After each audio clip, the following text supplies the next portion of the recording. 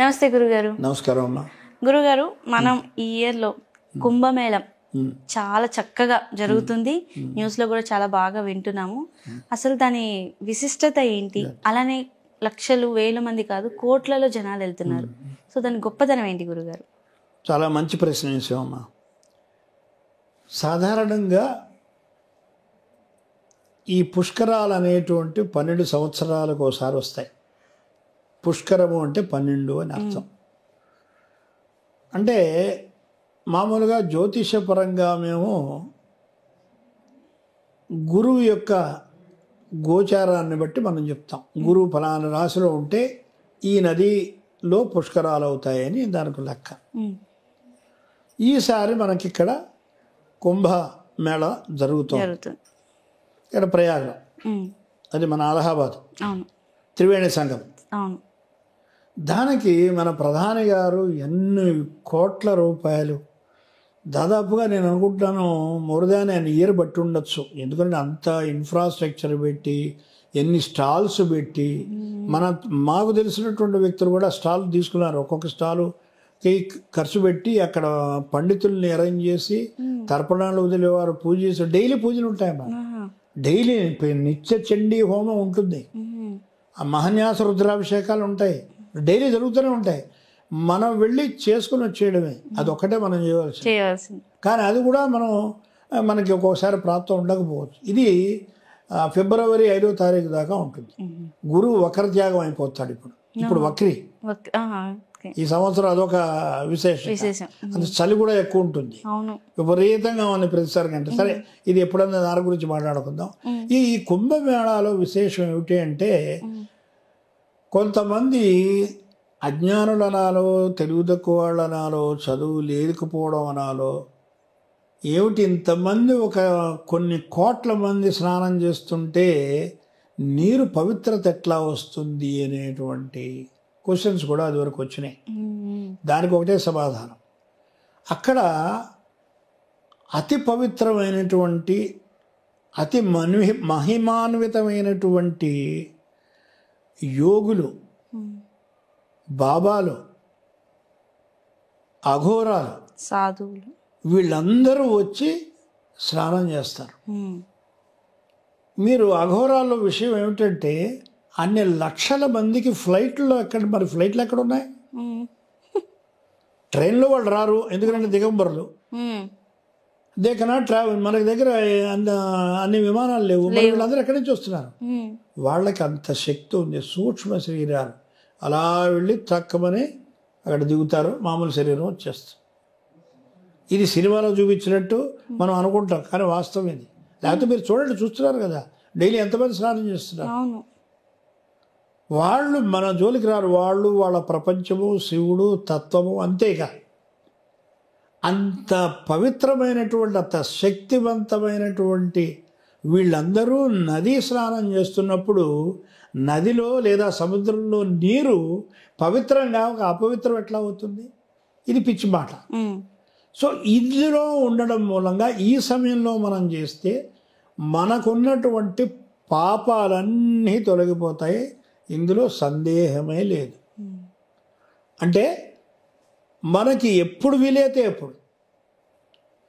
నేను కూడా వెళ్ళాలని కుదోనని మా ఫ్రెండ్ ఒక ఆయన ఆల్రెడీ వాళ్ళు ఒక స్టాల్ ఉంది, వాళ్ళకి మీరు చేసుకోండి గురుగారు అంటే చలికి దడుస్తున్నాను అంతే. కానీ ప్రతి ఒక్కళ్ళని కూడా నేను అడ్వైజ్ ఏంటంటే, మనకు దొరికినటువంటి సమయంలో మనం వెళ్ళి స్నానం చేసి రావడం అంటే ఉత్తమం. ఇది ఫిబ్రవరి 5 దాకా ఉంటుంది. సో మీరు సైంటిఫిక్గా కూడా మీకు చెప్పారు, మనకి చలి ఉన్నప్పటికీ కూడా సూర్యోదయానికి ముందర నీళ్లు వేడిగా ఉంటాయనేటువంటి చాలా తక్కువ మంది తెలుసు. ఎలాగా అంటే, భూమి గ్రహించినటువంటి ఉష్ణశక్తి రాత్రంతా విడుదలవుతుంది. ఈ భూమి ఉపరితలం నుంచి వచ్చినటువంటి ఈ వేడినంతా కూడా సముద్రపు నీరు, నది నీరు, జలం తీసుకుంటుంది. అందువల్ల అది వేడిగా ఉంటుంది. సూర్యోదయానికి ముందే వేడిగా ఉంటుంది. అందుకనే స్నానాలు అప్పుడు చేస్తారు వీళ్ళు అఘోరాలు. తెల్లారుజామున చేస్తారు, బ్రహ్మీ ముహూర్తంలో చేయాలి. ఎందుకు చెప్తారు? వేడిగా గోరువెచ్చని నీళ్ళల్లో ఉంటాయి, గోరువెచ్చగా ఉంటాయి. మనం భయం వల్ల వెళ్ళడం వేరు. అప్పుడు మీరు వేడిగా ఉన్నా చల్లగా ఉందేమో అంటాం. ఎందుకని సైకలాజికల్గా ఫిట్ అయిపోయింది. ఇక్కడ కారణం వాస్తవం ఇది. ఇది భూమికి ఏంటంటే తను తీసుకున్నటువంటి శక్తిని విడుదల చేస్తూ సూర్యోదయం అయ్యేసరికి ఇందులో ఉండేటువంటి శక్తి కట్ ఆఫ్ అయిపోతుంది. ఇక్కడ టెంపరేచర్ ఈ సూర్యోదయాన్ని అయ్యే టైంకి ఇందులోంచి శక్తి పూర్తిగా విడుదలయ్యేటికి మధ్యలో ఉండేటువంటి సమయాన్ని స్లాగ్ టైం అంటాం, కాల వ్యవధి. అక్కడే మనకి చలి, ఈ విపరీతమైన వణుకుడు ఇవన్నీ వస్తాయి. అందుకని బ్రహ్మముహూర్తం పెట్టడానికి ఉద్దేశం. సో ఈ టైంలో కనుక మనం అక్కడికి వెళ్ళి చేస్తే మనకి జన్మల పాపాలన్నీ పోతాయి. ఇందులో సందేహమే లేదు. వీలైన వరకు ప్రయత్నం చేయాలి.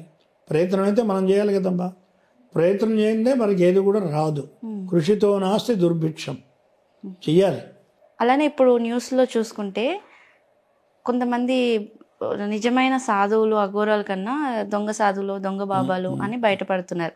అంటే వింతగా ప్రవర్తన వల్ల ఈనో బాబా అని వస్తున్నారు. అది ఎంతవరకు నిజము?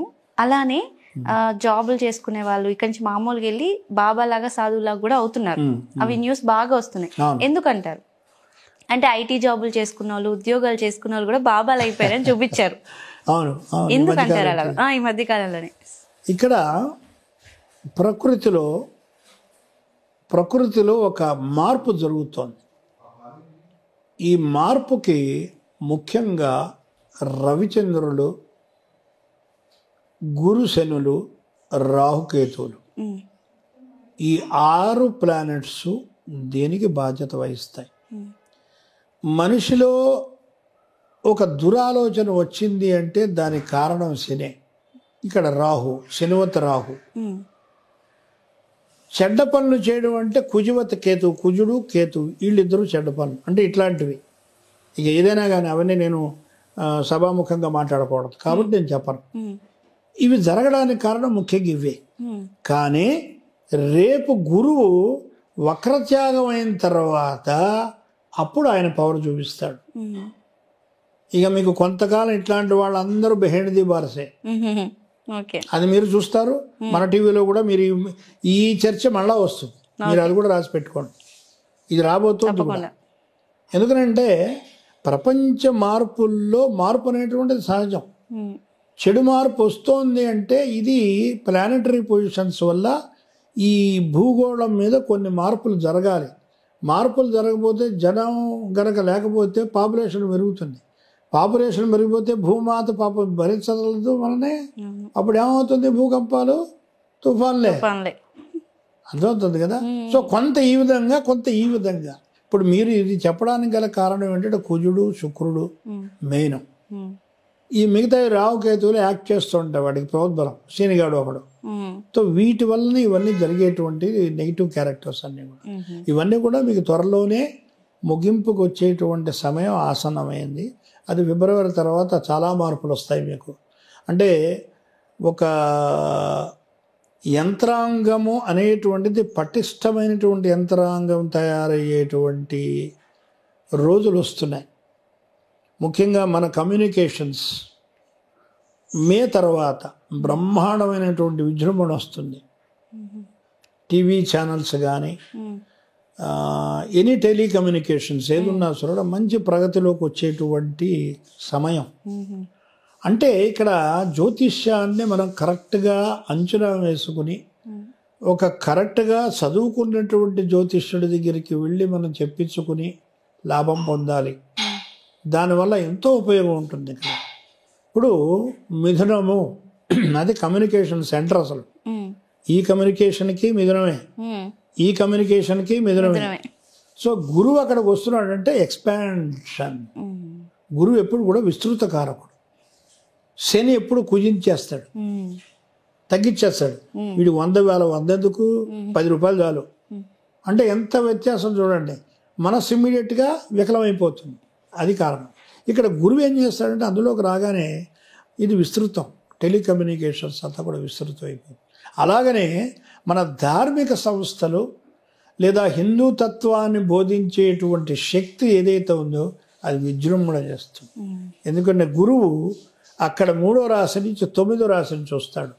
ఇకంతా విపరీతంగా ఎక్స్పెన్షన్ అవుతుంది. మీరు చూడండి, ఇది మీకు మనకి ఈ కుంభమేళా గురించి కానీ మీరు అడిగినటువంటి ఈ ప్రశ్నకు కానీ నాకు తెలిసినటువంటి పరిజ్ఞానంలో చెప్పాను.